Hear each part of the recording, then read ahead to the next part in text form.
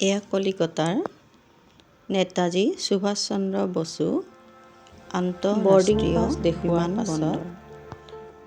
নিৰ্দিষ্ট গেটত আমাৰ লাগেজবোৰ জমা দিলোঁ আৰু আমাক স্কেনিং কৰাৰ পিছত এতিয়া আমি কলিকতাৰ পৰা গুৱাহাটীলৈ যাবলৈ ৱেইটিং ৰুমত বহি আছোঁ।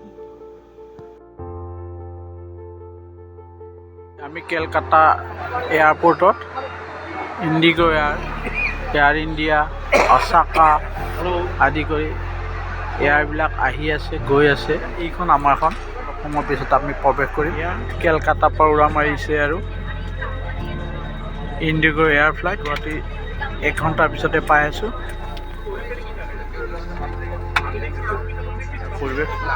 পেচেঞ্জাৰ উঠি আছে। Bye bye Calcutta. ওপৰৰ পৰাই ৰিণিকি ৰিণিকি দেখা গৈছে কাঞ্চনজংঘা আৰু বায়ুৰ স্তৰসমূহ। লাহে লাহে সন্ধিয়া নামিছিল আৰু দেখিছিলোঁ সূৰ্যাস্তৰ মনোৰম দৃশ্য। বিমানৰ তলেৰে যোৱা মেঘবোৰ দেখি মনটো আনন্দত ভৰি পৰিছিল।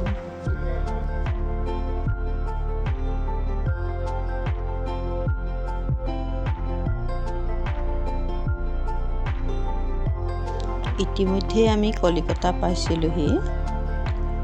অৱতৰণৰ সময়তেই ঘন কুঁৱলীয়ে আৱৰি ধৰাৰ বাবে কিছু সময় পলমকৈহে বিমানখন গুৱাহাটী বিমানবন্দৰত অৱতৰণ কৰিব পাৰিছিল।